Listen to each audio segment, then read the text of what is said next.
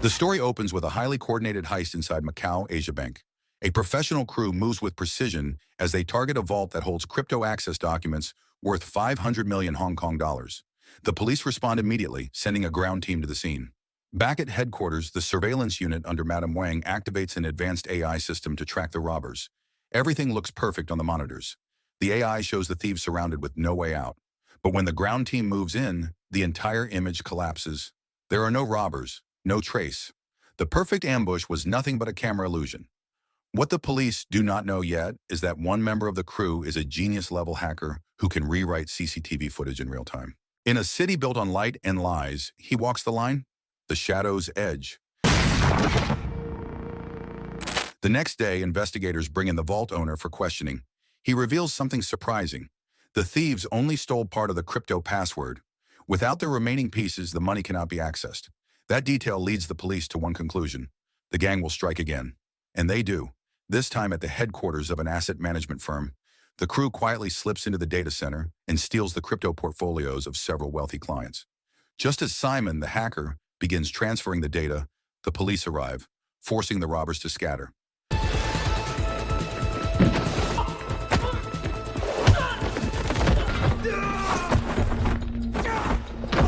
During the chaos, Captain Yao Lei is taken hostage. The confrontation turns into a violent battle inside an elevator. Yao Lei fights hard, but is eventually overpowered. When the lift reaches the top floor, the gang leaps off the building with parachutes. Refusing to give up, Yao Lei jumps off the skyscraper after them.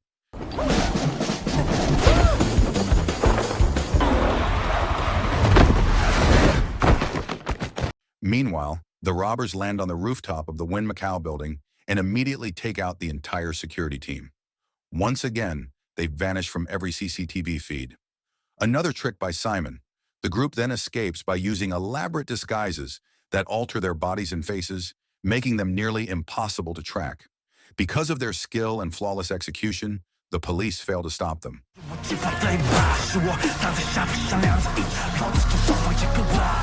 The furious vault owner blames the force and calls them useless. With their reputation collapsing, the police chief calls for an emergency meeting. In that meeting, Madam Wang suggests bringing in the one man who might be able to fix this mess, a retired tracking specialist named Tak Chung. He has solved hundreds of major cases throughout his career, but he also carries a painful regret, a single mistake that once cost the life of his closest friend on the force. The next day, 2 officers are assigned to keep an eye on Tak Chung, Liu, and a young policewoman named Chu. Chu follows him all the way to a small restaurant, but Tak Chung notices her almost instantly. That is when a surprising truth comes out. Chu is the daughter of his late best friend, the man whose death has haunted him for years. She tells him why she has been following him, to bring him back into the field and help the police hunt down the crew. The following day, Tak Chung walks into the Macau police headquarters and meets Madame Wang along with the rest of the team. They show him the CCTV footage taken during the robbery at the Wynn building. With one quick look, he spots the disguised members of the gang without hesitation. He then leads the team through a deeper analysis, identifying more faces that might be connected to the operation. Eventually, the footage reveals someone who appears to be the leader. In the meeting that follows, Tak Chung makes an educated guess. The man is Long Sheng, a former Special Forces operative who once worked with an elite team of contract killers.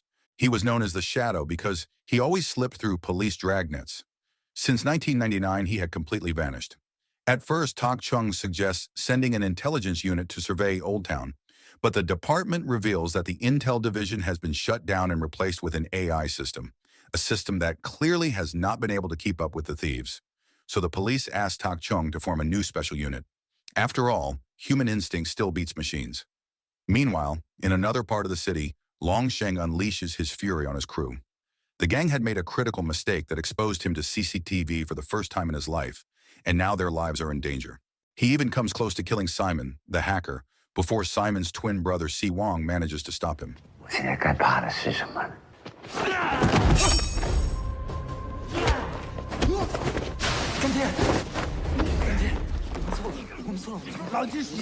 The next day, we see Chu training at a boxing gym. A group of officers approaches her and openly mocks her size, claiming she only became a cop because her father was one. Chu does not let that slide. She shows them how wrong they are.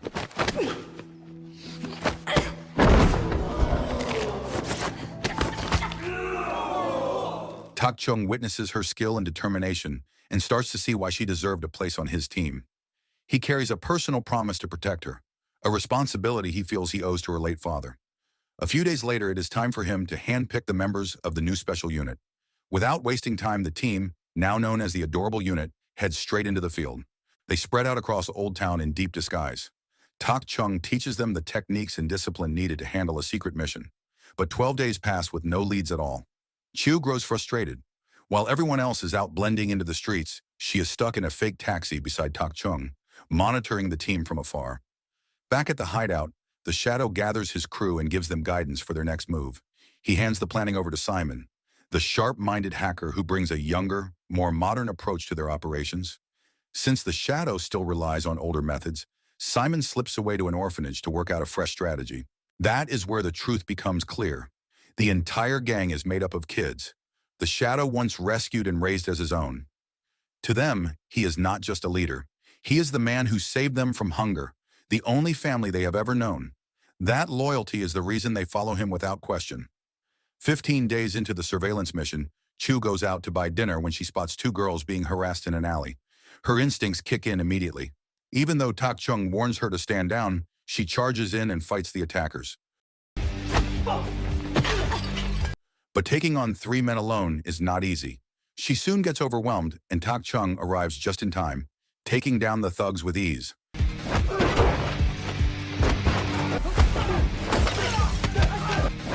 Once they are back in the car, he scolds her for the reckless move. They are undercover, and one wrong step could expose their identities to the criminals they are hunting.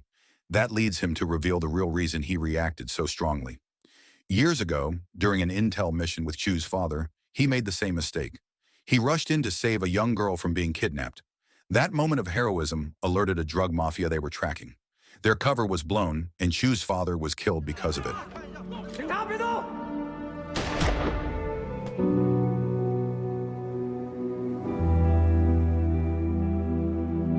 That failure became the darkest chapter of Tak Chung's career and the regret he has carried ever since. The entire team hears the story through their comms and quietly shares the weight of his pain. Not long after, both Tak Chung and Hugh spot someone in a busy market who looks exactly like the Shadow. Tak Chung quickly alerts the team. Officers on the ground and the monitoring unit move at once. When reinforcements arrive, he instructs Hugh to get closer since the Shadow has never seen her in uniform. She poses as a shopper searching under a table for a missing earring, giving the team the angle they need. With that, they confirm the target. Q tails the Shadow into a residential building and steps into the elevator with him, pretending to be a resident. But he starts to grow suspicious. He even pulls out a folding knife, ready to strike. Before he can act, Tak Chung steps in and claims to be her father, using his experience and calm thinking to defuse the situation. Thanks to a clever trick he calls the rotten apple technique, the team also discovers which floor the Shadow lives on. Tak Chung had planted a hidden camera inside the decoy item, and it pays off immediately. From there, Tak Chung and Chu rent a small unit in the same building so they can keep a close watch on the Shadow. The rest of the team sets up high-tech surveillance equipment to monitor his movements day and night. They even collect his trash and discover pages from a logic puzzle that have been torn apart. The strange part is that every answer on the sheet is wrong, even though the Shadow is known for having an exceptional IQ. And when he is not doing anything, he spends his time popping bubble wrap like it is the only thing that relaxes him. A few days later, Tak Chung runs into him again at the market. They make casual small talk before Tak Chung invites him over for dinner. That night, the Shadow shows up with a bottle of beer in hand. True to his cautious nature, he scans every corner of Tak Chung's home to make sure there is no trap waiting for him. He even demonstrates his signature knife skills while preparing a fish, the same precision that made him infamous in the underworld.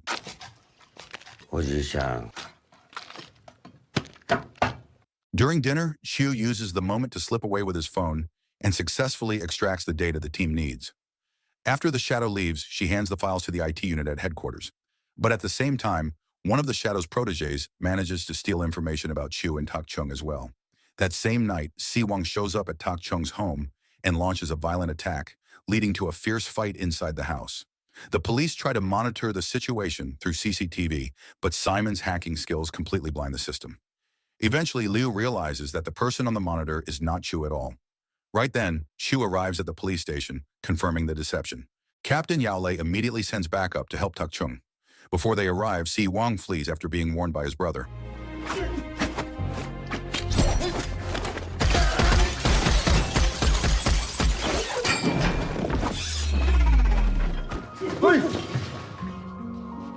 The next night, the adorable unit intensifies their surveillance. The Shadow is spotted taking the exact same taxi he used during the first heist. The IT team records the driver's face and begins digging into his identity. Meanwhile, the Shadow is seen heading toward the police headquarters, though no one knows why. At the same time, Tak Chung starts piecing together the truth behind the bubble wrap and the strange number puzzles. But before he can share it, a car slams into the vehicle carrying him and Shu right in front of the station. A group of assassins storms the building, unleashing a violent attack. In the middle of the chaos, Tak Chung regains consciousness and fights his way to coup.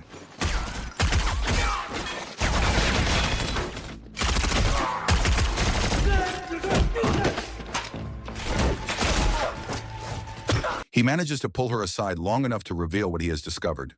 The bubble wrap and the torn puzzles were not random at all. They were coded messages the Shadow used to communicate with his crew. Elsewhere, the Shadow and Si Wong manage to slip past the police and make their way to the orphanage. What they do not realize is that two officers are secretly trailing them. Tension rises even more when the monitoring room at police headquarters suddenly loses power. At the same time, the Shadow enters the orphanage hoping to find Simon, only to be surrounded by dozens of gang members waiting to take him down. A brutal fight erupts. The Shadow stands alone against an entire crowd of armed thugs. And this is where we finally see the full extent of his reputation. He moves like a seasoned killer who has survived countless hunts, leaving no doubt about why he has been impossible to catch all these years.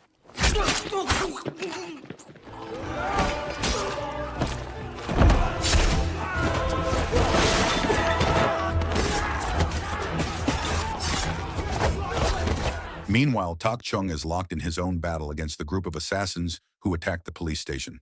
Tak Chung eventually wipes out the attackers.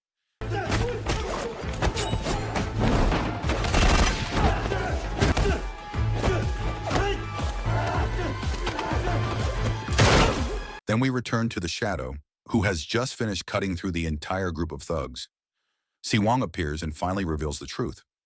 He and his twin brother were the ones who planned this whole ambush. They believe their adoptive father has become too dangerous, especially after he nearly killed Simon earlier in the film. They want to stop him before more of the children become victims. To protect the others, Si Wong makes the desperate choice to confront the Shadow head-on. But the Shadow is far too skilled. Their fight ends quickly, and Si Wong is killed.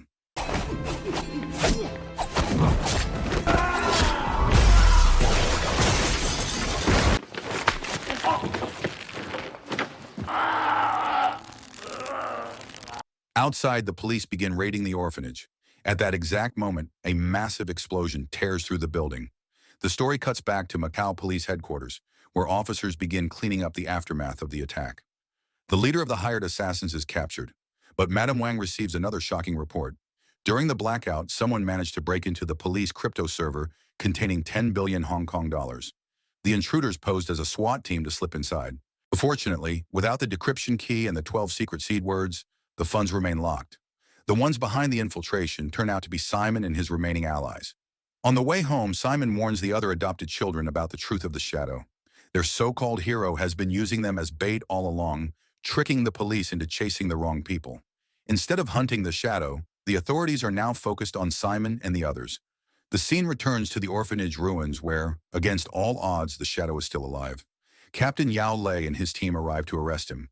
But before surrendering, the Shadow says he wants to show them something at the Wind Building. Meanwhile, Tak Chung and the rest of the team move to track down Simon and his crew. An agent quickly identifies their trail. They are heading toward the Wind Building, which is currently hosting an art exhibition. It matches the exact pattern from the first heist, making it clear that another major robbery is about to unfold. Tak Chung and the officers rush to the location and arrive at the same time as Simon's team. Once again, the Wind Building becomes the center of a fast, chaotic chase and another intense showdown. Meanwhile, on his way to the Wind Building, the Shadow receives a call from Simon through the police phone he took earlier. After a brief exchange, he hands the device back to Captain Yao Lei as if nothing has happened. But the moment the call ends, he turns on the officers around him and takes them down with ease, leaving no one able to stop him.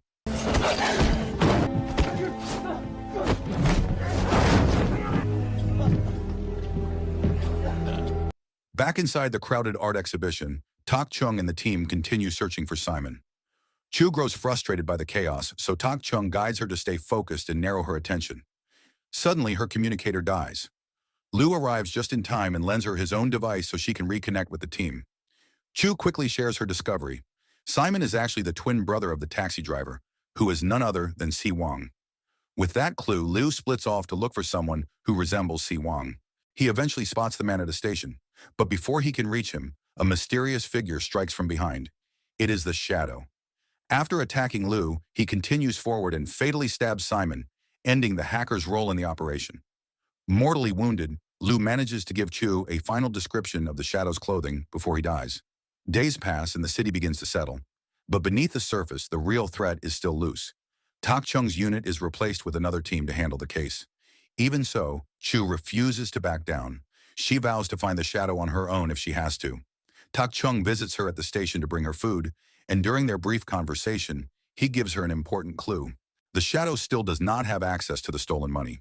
His methods are outdated, and he would have no idea how to withdraw crypto funds on his own. True enough, the Shadow reaches out to the asset owner to obtain the password. Through interrogation, the police learn that the Shadow is heading to meet the owner at a small restaurant. On his way to the area, Tak Chung alerts the team and tells them to prepare. When the Shadow arrives, he spots Chu sitting at one of the tables. He still does not know she is a police officer, so she uses that to buy time while waiting for backup. As soon as both sides realize Tak Chung is approaching, the Shadow attempts to escape. But Tak Chung anticipates his move, and the two collide in a fierce, close-quarters fight. Despite his experience, Tak Chung is eventually overpowered.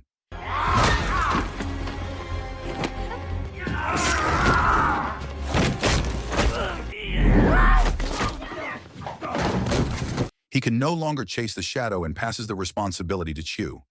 Relying on her instincts and everything she has learned from Tak Chung, Chu tracks him through the streets and alerts the police to block every possible exit. Under her direction, the officers spread out and corner the Shadow. With nowhere left to run, he lunges at Chu in a last attempt to break free. But she stands her ground and takes him down with surprising ease. Tak Chung arrives moments later and hands her the handcuffs, a quiet acknowledgement that she has completed the mission he once thought only he could finish. So the moral of the story is, never trust anyone who's too good with computers, parachutes, or bubble wrap. They're probably planning a heist, not a hobby.